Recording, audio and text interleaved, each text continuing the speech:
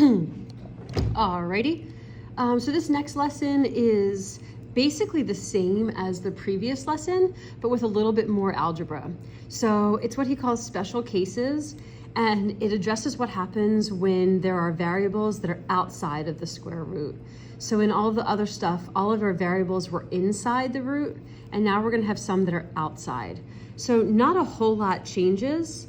The process is still gonna work the same. So let me show you what I mean with an example. So when we start with this, see how I have like stuff inside a square root and then there's still x's that are not? The domain stays the same. I still have to take only what's under the square root. So 16x plus 225, that has to still be bigger than or equal to 0. There are no restrictions on what this x has to be because it's not inside of a square root. So I have to solve this, 16x negative 225, divide both sides by 16. And I don't know if that goes evenly or not. Hold on, I have a calculator here. 25 divided by 16. Nah, so well, it's 14.06. So this is negative 14.06. So x has to be bigger than all of that stuff. So if we want to do interval notation, we get negative 14.06 to infinity. But now that's not anything new. Now I have to go and solve it. So to solve this, my steps are kind of the same. The first is isolate the radical to one side of the equation.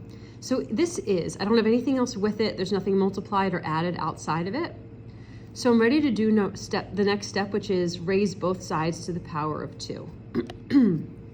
I get x squared on the left, and on the right, the square root of this squared is just 16x plus 225. The next step is get everything to one side and 0 on the other. So combine like terms, it says in the steps, and set it equal to 0. So right now I'm gonna get everything to the left by subtracting 16x from both sides and subtracting 225 from both sides. So I end up with x squared minus 16x minus 225 equals 0. And now I'm going to factor and solve for x. So I should have done this one ahead of time perhaps, but 225 is 25 and 9. So x minus 25, x plus 9. Get my solutions, x is 25 and negative 9. And then go check my domain. Are both of them in the domain? Yes, 25 is and negative 9 is, so those are both my answers. You really have to check the domain for this one at the end because it will be somewhat likely that you will get extraneous solutions or solutions that don't work. So here's my two solutions and that's it. Okay, so nothing a whole lot different here. Maybe you want to try number 2, pause and come back. So number 2, I'm gonna set the domain bigger, or the thing under the square root bigger than 0. So x has to be bigger than or equal to negative 7.5. I'm gonna come over here, isolate the square root, it already is. So square both sides. So x squared equals 2x plus 15. Get everything to one side.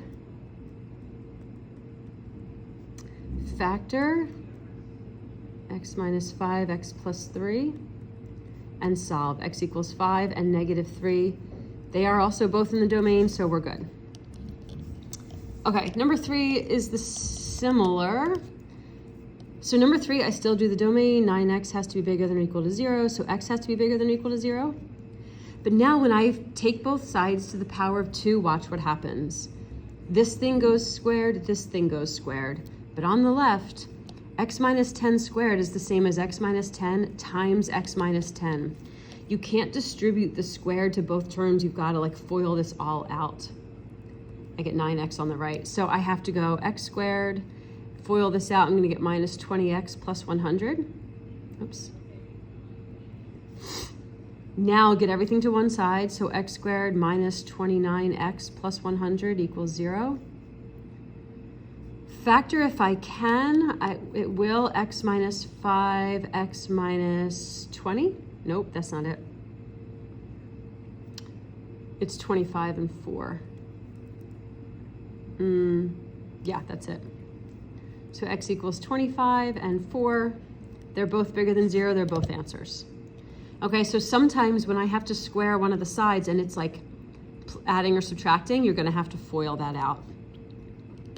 That's going to be the same for the rest of these problems. So, you know, maybe pause and come back. I'll do them all. 4x plus 9 is bigger than or equal to 0. So x has to be bigger than or equal to negative 9 over 4. Square both sides. So we have 4x plus 9 equals x plus 1 times x plus 1. 4x plus 9 equals, well, x squared plus 2x plus 1. I'm gonna get everything to this side now. So x squared minus 2x minus 8. Hi, guys, I'm sorry, I'm making a video and I didn't make them yet. I have to do the thing tonight. Oh, good, I'm glad it was, I was like, whose is that? I'm sorry. Bye, guys. So these are my two answers. And it looks like negative 4 is not gonna work. X has to be greater than negative 9 over 4. So this is called extraneous. My only answer is that one. Okay, so sometimes this is the first time it's happened for us that we are gonna get a root that doesn't work. Number 5 is the same, but let me skip to do number 6. This is already isolated. I square both sides. So 44 minus 2x equals x minus 10 squared, which will be x squared minus 20x plus 100. So x squared, get this over here, minus 18x plus, what's 100 minus 44? 56. 56 is divisible by 7 and 8. 56 is divisible by 9. Oops, nope. What else goes into 56? 14 and 4, there we go. X minus 4, x minus 14. So x is 4 and 14, and I realized I forgot to check my domain, so domain 44 minus 2x has to be bigger than or equal to 0. And then now remember, I'm gonna divide both sides by a negative, which is gonna flip the inequality sign. So really, x has to be less than 22. Well, both of them are, so I'm good. All right, there's not a whole lot to this lesson. I did the homework already, which I will go put up as well. So for a couple of these, you do have, for a couple of these, he made the power be 1/2, but remember that's just a square root, so I'm gonna square both sides. The domain was an issue for a couple of them. The only other thing he has in here that he didn't have in the notes was like number 7. When you go do number 7, I have to isolate this. What he means is this 10's got to go to the other side. I've got to add 10 to both sides first, and then I can square both sides. So that happens in 7, and it happens again in 11. 11, I have to divide both sides by -6 before I can square both sides. So make sure you take a look at those. But that's it. Easy, quick lesson today.